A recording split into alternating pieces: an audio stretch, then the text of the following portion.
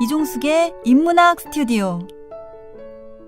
청취자 여러분 안녕하세요. 8월입니다. 어찌 이리 시간이 빨리 가는지 모르겠다는 생각 모두가 하시지 않을까 싶습니다. 정신 차리고 내가 서 있는 자리를 확인해보면 일주일이 훌쩍 가 있고 또 한 달이 쏜살같이 지나갑니다. 이번 주에는 절기상 입추도 있다는 거 혹시 아시나요? 벌써 가을을 생각해보는 시기입니다. 오세영 시인의 8월의 시라는 제목의 시가 있습니다.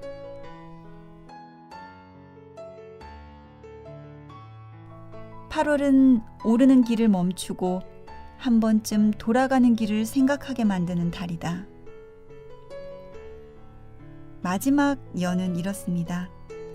8월은 정상에 오르기 전 한 번쯤 녹음에 지쳐 단풍이 드는 가을산을 생각하는 달이다. 힘든 시기 잘 이겨내고 계신 청취자 여러분들, 8월에도 여전히 인문학 스튜디오가 따뜻함으로 다가가겠습니다. 인문학 스튜디오 첫 곡 안치환의 귀뚜라미 들려드렸습니다. 힐링 인문학 만나보겠습니다.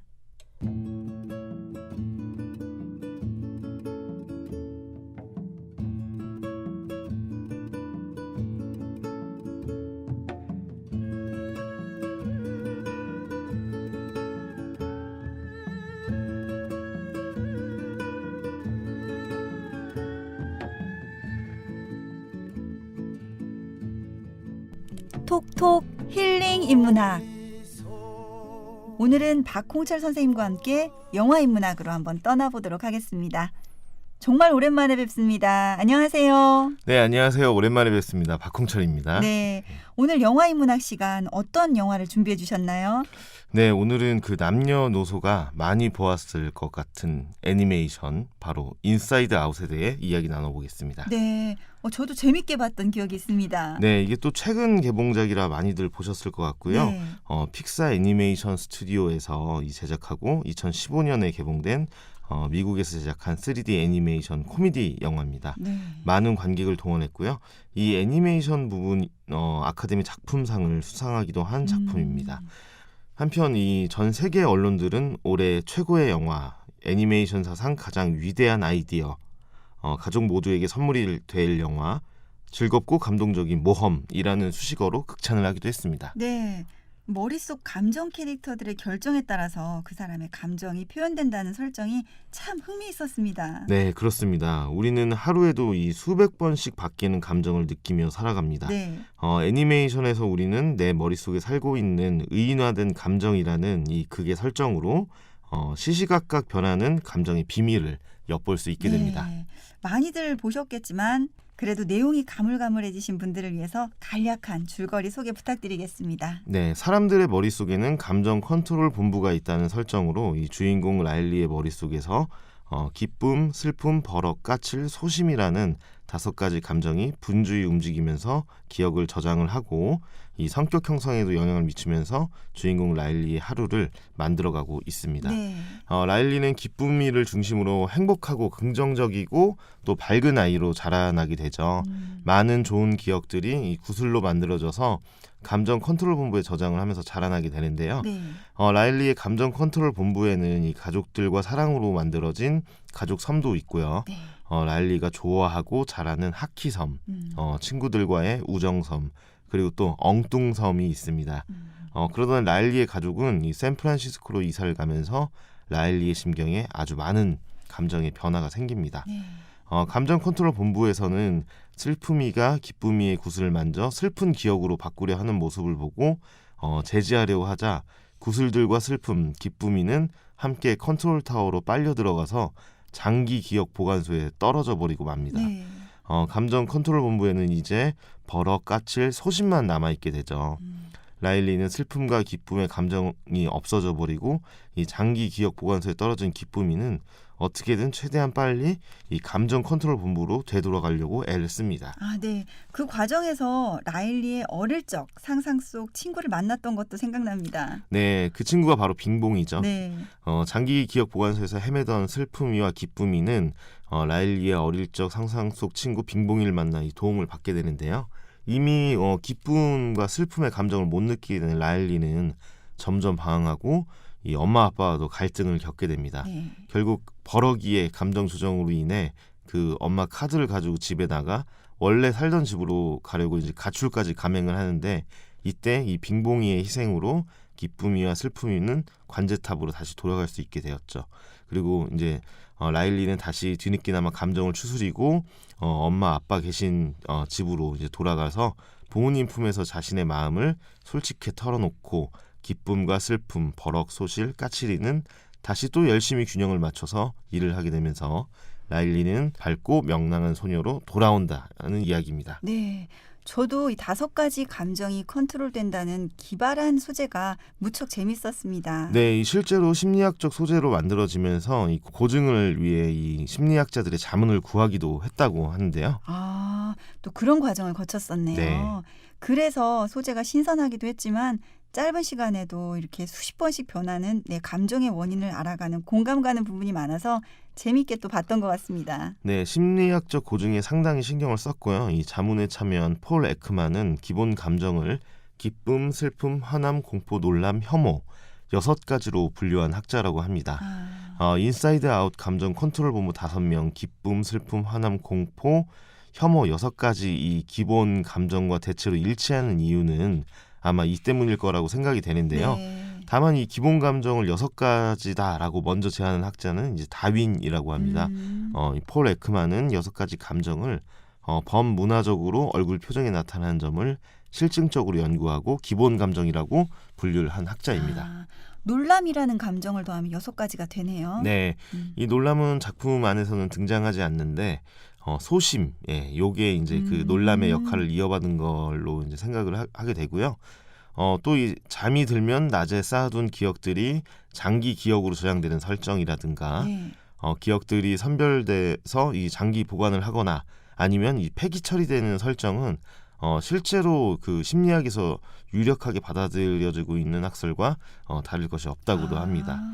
또 이 어렸을 때의 주요 기억이 현재의 나의 감정에 강력하게 영향을 미친다는 설정 또한 심리 상담이나 심리 치료에서 매우 중요시 여기는 접근법이기도 하고요. 아, 영화 초반에 라일리의 마음속에는 가족섬, 또 엉뚱섬, 하키섬, 정직섬 이런 우정섬이 있었는데 네. 이런 것들이 그 사람의 감정에 강력한 영향을 미치는 어렸을 때의 성격이라고 또 할 수 있겠네요. 네, 그렇다고 볼 수 있습니다. 그래서 자세히 보면 가족섬은 이 다른 성격의 섬들보다 크기가 훨씬 큽니다. 핵심적인 성격이어서 그런 게 아닐까 싶습니다. 아, 우리들 삶에 또 빗대서 생각해 보면 어렸을 때 가족 간의 관계로 형성된 감정섬의 성향에 따라서 네. 내 감정에 강력한 영향을 미친다는 거네요. 그죠? 네. 네. 아이를 키우시는 부모님들 입장에서는 또 책임감이 느껴지는 장면이 아닐까 싶기도 합니다. 네, 그래서 이 작품은 애니메이션이지만 가볍지만은 않고 공감을 통해 눈물을 흘리는 분들도 꽤 있는 것 같습니다. 우리 머릿속에 있는 감정을 의인화했다는 설정 자체가 새롭기도 했습니다. 네. 진행자님은 특히 이 영화에서 이 애니메이션에서 기억나는 장면이 있으신가요? 네, 저는 라일리가 샌프란시스코로 이사간 이후에 네. 슬픔이라고 하는 감정이 자꾸만 감정 구슬을 만져서 네. 슬픔 감정으로 이렇게 바뀌게 해서 감정을 혼란스럽게 했다고 생각을 했거든요. 네, 그렇습니다. 자꾸만 기억 구슬을 만져서 기뻤던 기억들조차 슬프게 기억되게 하는 바람에 더 이상 만지지 못하게 하고 기쁨이가 또 원을 그려서 못 나오게도 했었고요. 네. 슬픔으로 바뀐 구슬을 장기 기억으로 넘기려는 이 슬픔이를 말리려다가 결국 구슬의 통로로 이 슬픔이와 기쁨이가 컨트롤 타워 밖으로 빨려나가게 되는 일을 겪게 되죠. 네. 그런데 다시 생각해 보니까 분명 이사 온 이후에 마음이 우울하고 슬퍼할 수 있는 상황이었거든요. 네. 근데 기쁨이는 슬퍼할 겨를을 주지 않고 기쁨으로만 채우려고 했고 네. 또 마음껏 슬퍼하지 못하고 감정의 혼란을 겪게 된 것 같아서 슬픔이라는 감정을 인정하려 하지 않은 그런 부작용이 아니었을까라는 생각이 들었습니다. 네, 사실 이 작품 안에서 이 구체적으로 언급되지 않아서 이제 모르고 지나갈 수도 있지만 네.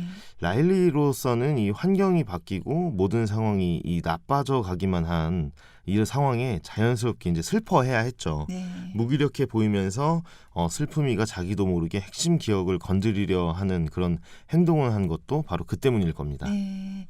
현실 속의 우리와 또 많이 닮아 있어서 공감할 수 있었던 것 같은데요. 네. 우리도 슬픈 상황을 너무 아닌 척하고 덮어버리면 더 힘들어질 때가 있잖아요. 네, 맞습니다. 이 영화가 애니메이션이지만 우리에게 공감을 일으키는 요소가 바로 슬픔의 재발견이라고 할 수 있습니다. 네. 이건 슬픔의 원이야. 모든 슬픔이 이 안에서 못 나오게 하면 돼. 자, 이사를 간 후 절망적인 상황 앞에서 기쁨은 이 슬픔을 원 밖으로 나오지 못하게 하면서 방금 이런 말을 했던 건데요. 네. 하지만 이 영화 후반부로 갈수록 이 기쁨만큼 슬픔도 우리 감정에서 얼마나 중요한지 알게 됩니다. 슬픔을 슬픔으로서 인정을 하고 나서야 결국 이 모든 사건이 해결이 되는데요. 네. 라일리가 가족과 이 슬픔을 나눈 후 기쁨의 노란색과 이 슬픔의 푸른색이 섞인 복합적인 색깔을 띤 핵심 기억 구슬이 생성이 되면서 라일리는 정신적으로 정서적으로 한 단계 더 성장하게 됩니다. 네, 맞네요. 너무 힘들거나 슬플 때 그걸 괜찮다고 억지로 참고 덮기보다 스스로 부정적인 감정도 오롯이 수용하고 다독여야지 긍정의 감정이 들어올 수 있는 자리가 생기는 것 같습니다. 네, 정말 이 슬퍼할 때조차 긍정을 강조를 하면서 이 슬퍼할 기회를 주지 않는 건 감정을 부정하고 이제 회피하게 되는 건데요. 네. 이전에는 이 슬픔이 조금이라도 이제 기기를 다루지 못하게 하고 자신의 구슬도 만지기 못하게 했던 기쁨이 네. 나중에는 이 슬픔이 가지는 이 고유한 기능을 깨닫고 받아들이고 또 슬픔이 조작하도록 배려를 했습니다. 네. 그런 과정을 거치면서 멍한 상태로 가출을 하고 있던 라일리가 네. 슬픈 감정을 느끼고 그러면서 집으로 되돌아오죠. 네, 맞습니다. 그래서 기쁨의 중요한 핵심 구슬을 슬픔에게 주자 이 핵심 구슬이 파랗게 변하면서 슬픔에 젖은 라일리는 이 자신의 슬픈 감정을 부모님에게 말하고 행복한 미네소타 시절로 돌아가기 위해서 가출했다라고 이렇게 울면서 네. 얘기를 하는데요. 이런 말을 들은 라일리의 부모는 자신들 또한 미네소타로 돌아가고 싶다라면서 서로 따뜻하게 안고 라일리를 위로해주고 가족이라는 품 안에서 함께 안아주게 되죠. 네. 슬픈 감정의 공감 경험을 통해 라일리는 이 부모의 따뜻한 위로와 지지를 받아본 라일리의 머릿속에는 한 가지 색깔로만 빛나던 핵심 구슬이 기쁨과 이 슬픔으로 어우러진 구슬로 만들어지게 됩니다. 라일리는 이제 슬퍼할 줄 아는 법을 알게 되고 이런 슬픔이 어떤 효과를 주는지도 알게 된 것이죠. 네, 그 장면에서 가출할 뻔하다가 집에 와서 가족이 함께 슬픔을 공유하고 또 감정을 나누는 장면이 정말 만화스럽지 않게 현실을 반영한 것 같았습니다. 네. 네, 피트 닥터 감독이 자신의 딸에게 영감받고 이 영화 인사이드 아웃을 기획했다고 들었는데요. 네. 아마 아빠의 마음이 반영된 영화이기 때문이 아닐까라는 생각도 듭니다. 네, 실제로 인터뷰를 통해서 이 피트 닥터 감독은 영화를 제작할 당시 딸이 11살이었고 굉장히 이제 엉뚱한 생각을 많이 하고 창의적인 아이였는데 어느 날 이 조용해진 딸을 보면서 과연 딸아이의 머릿속은 어떨까라는 고민을 하다가 딸의 감정을 의인화해보자라는 생각을 했고 거기에서 이제 창의력을 발휘를 해서 이 훌륭한 감정과 기억들을 만들어냈다라고 인터뷰를 한 게 있습니다. 이 애니메이션의 거장이라고 불리는 이 미야자키 하야오는 이 영화에 대해서 딸에 대한 엄청난 애정 없이는 이러한 관찰, 이러한 묘사는 불가능하다.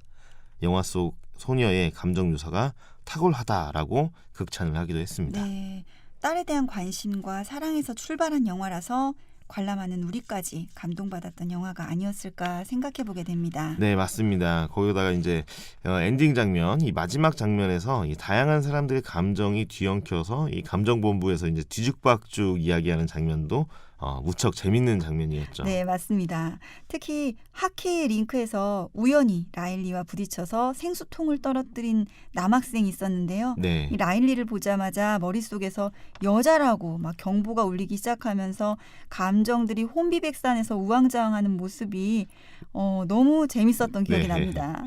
이 샌프란시스코의 풍경이나 허름한 집, 주변 상황이나 인물들의 감정 변화를 아주 세심하게 그려낸 따뜻한 영화라고 생각을 합니다. 네. 우리는 살면서 매 순간 이 기쁨의 감정만 가지면서 살 수는 없죠. 네. 건강한 정신이란 결국 이 슬픔, 기쁨, 좌절, 분노 이런 다양한 감정이 때와 장소에 맞게 온당하게 느껴질 때 성립이 가능한 것 아닌가라는 생각을 하게 됩니다. 네. 슬픈 감정을 통한 공감이 요즘 더 많이 요구되는 때가 아닐까 싶기도 합니다. 네. 네. 길어지는 코로나로 인해서 의료진들의 힘들고 긴 희생과 네. 또 확진된 분들, 또 나았는데도 확진자였다는 걸로 힘든 분들, 소상공인 분들, 강의하시는 분들, 또 전무후무한 학교 스케줄로 당황스러운 학생들까지, 또 취미활동이나 운동을 못하시고 우울해하시는 분들 모두가 힘듭니다. 네, 정말 다 그런 것 같습니다. 네. 네. 이런 때일수록 슬픔을 나누고 공감하면서 따뜻한 마음으로 서로를 토닥일 수 있기를 바라봅니다. 네. 네. 오늘도 좋은 영화 이야기로 함께해 주신 박홍철 선생님 감사합니다. 네, 감사합니다. 네. 노래 한 곡 듣겠습니다. 시아의 내겐 너무 멋진 그대. 시아의 내겐 너무 멋진 그대 듣고 왔습니다.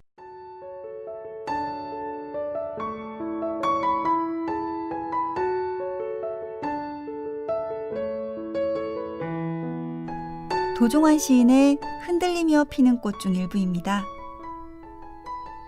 흔들리지 않고 피는 꽃이 어디 있으랴.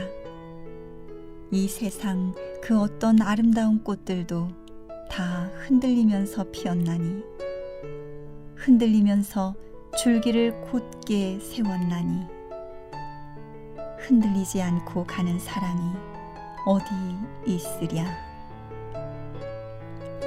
청취자 여러분들도 흔들리지만 기어이 활짝 피어내는 꽃입니다. 끝곡 부활의 비와 당신의 이야기 보내드립니다. 함께해 주신 여러분 감사합니다.